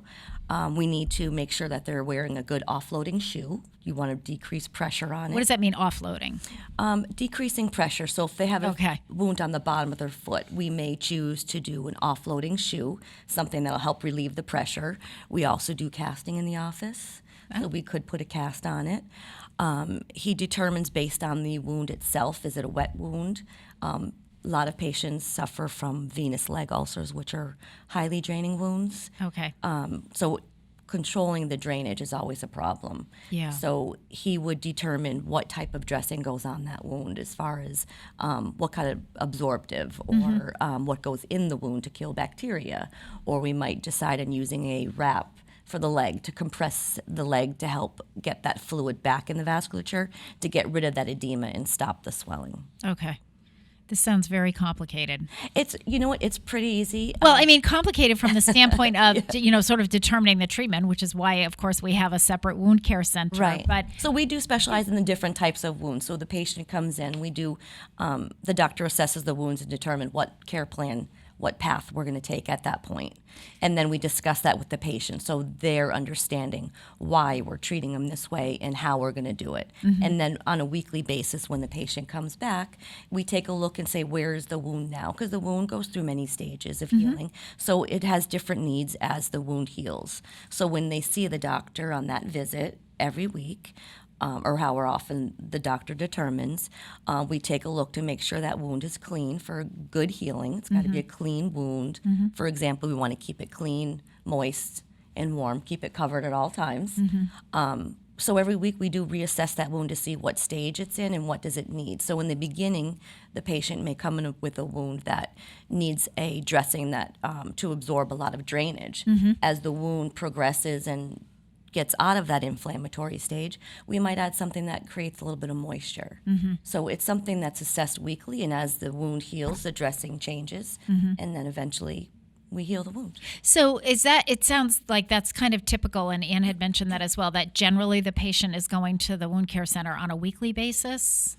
Yes, generally. I'm not holding you to that. Yeah, some people have needs where they can't make it weekly, or it's like I said, the doctor assesses that, but the outcomes are better to look at it weekly. So, if you see the patient, for instance, maybe they say 2 weeks, it's best to see them as often, like weekly, because a lot can happen in 2 Yes, weeks. absolutely. You may miss the chance for the patient could be, maybe, we need to assess, are they putting the dressings on? How are the dressings being applied? Is there offloading happening? Touching base with their nutrition, their diabetes, make sure their sugar's under control. Yep. And just taking a look at that wound, making sure that there's no infection, or we don't need to stop and say, let's take a culture, which we can do on wounds. Okay. Maybe they need to go for an x-ray if there's something that's signaling the doctor, how long has this wound been open? Do we need an x-ray on it? Okay. At this point, do we need to stop and evaluate it again and refer to maybe one of our other providers in the hospital for an evaluation? So all this happens every week. We kind of review the patient again, head to toe where we're at. Okay. Well, we're going to take a short break. It is 7:46. You're listening to WSKB 89.5 FM radio for the Westfield Masses. WCPC Channel 15. My guests this morning are from the Holyoke Medical Wound Care Center, in case you haven't figured out that we're talking about wounds if you just tuned in. We're going to take a short break. This one is, it's the birthday of Fats Domino, so we're going to talk about Ain't That a Shame, and we will be back. You make me cry when you said goodbye. Ain't that a shame? My tears feel like rain. Ain't that a shame? You're the one to blame.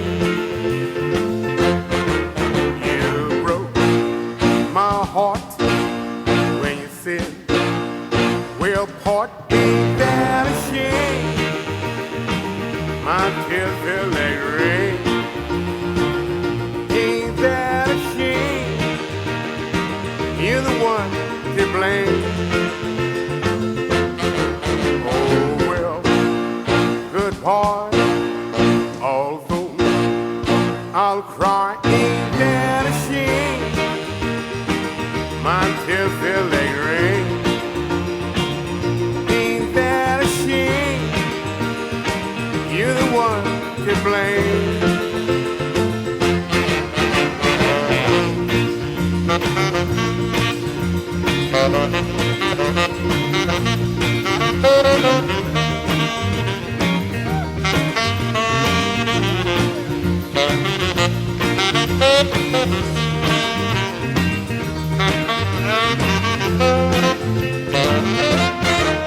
You made me cry when you said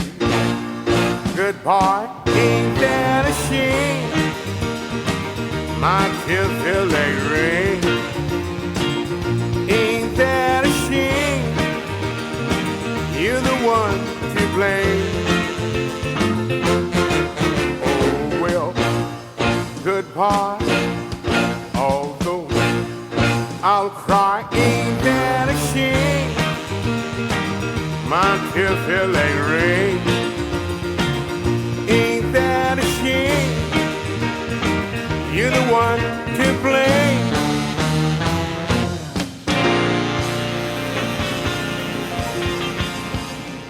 Support for the community programming of WSKB is provided by Comcast and Xfinity.com, offering Xfinity TV, Internet, home phone, and home security services.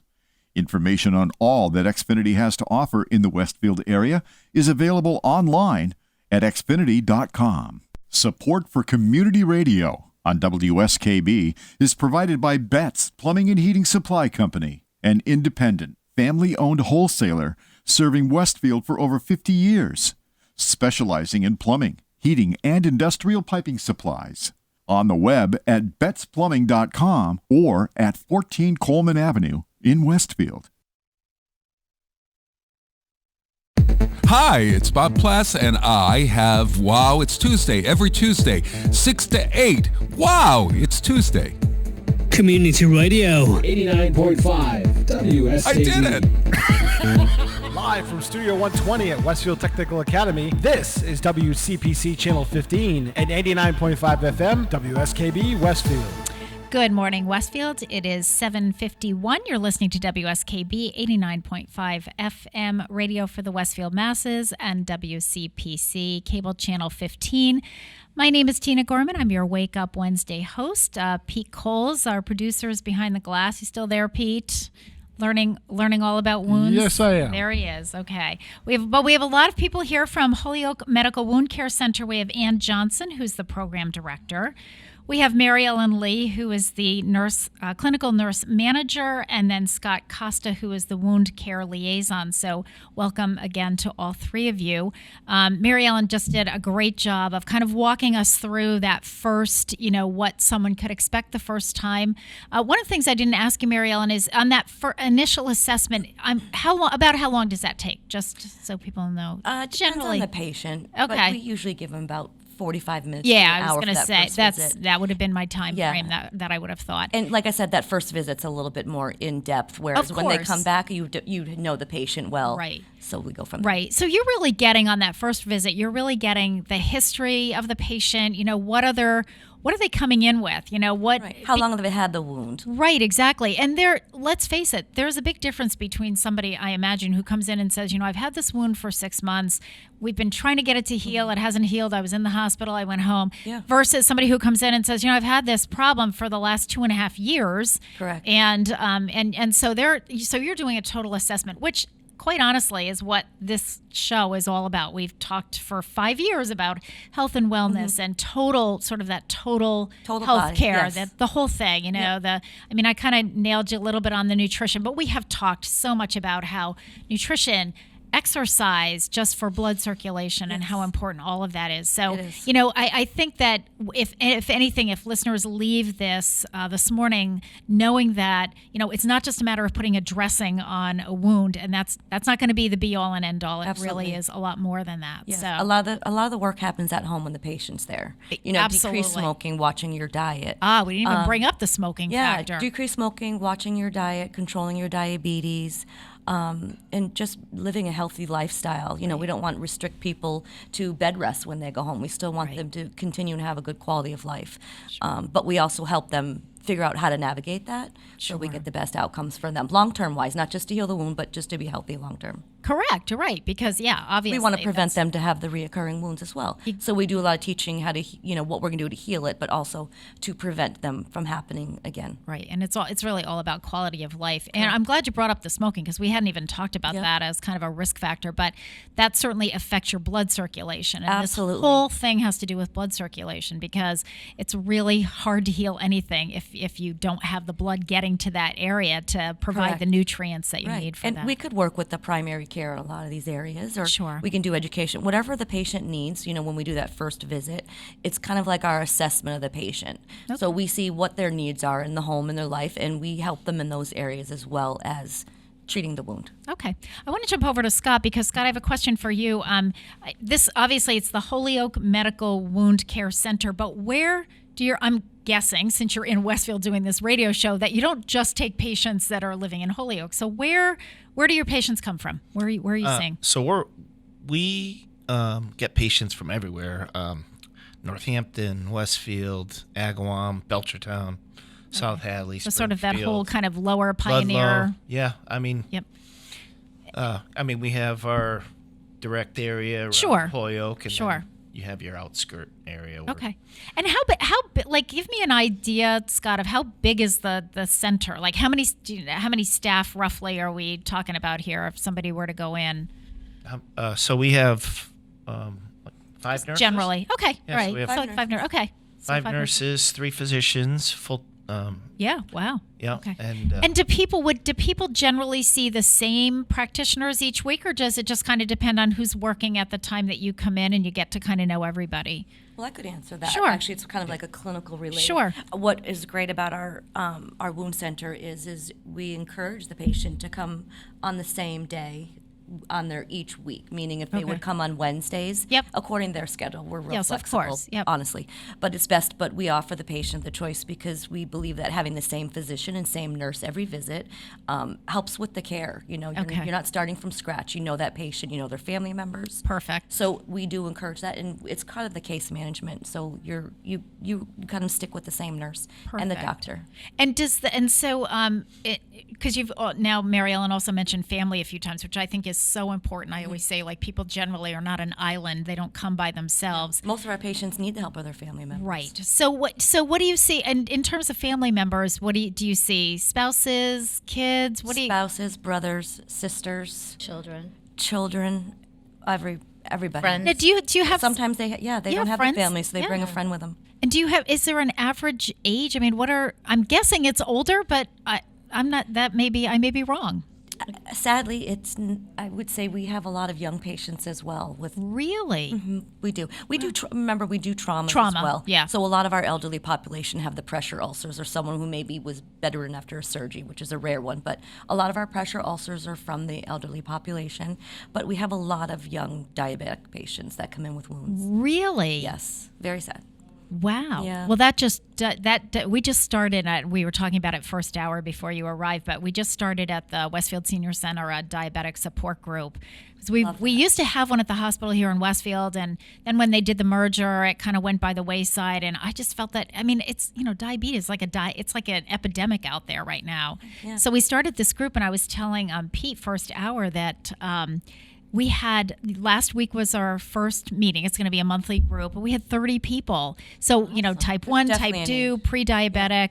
I'm just a preacher out there to get the support, get the help, change your lifestyle if that's what you need to do, transition into it. You don't have to change everything overnight, but if you work slowly at changing, 1 or 2 things at a time and just really work on that, it's just going, just as you said, Mary Ellen, just really improve quality of life. Yeah. So I think that's really important. And 25% of diabetics will experience a diabetic foot wound. Oh, yes. So, that's one thing, either between the neuropathy where they can't really feel, so they don't know that there's a stone in their shoe. Right. Or, a whole host of reasons.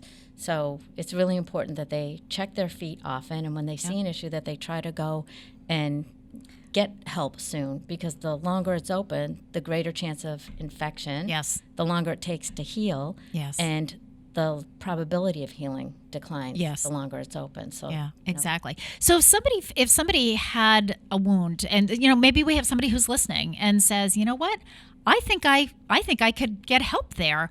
What would they do? Where do they call you? Do they call their doctor? What do they do? They can do anything. You can self-refer. They can call up and ask.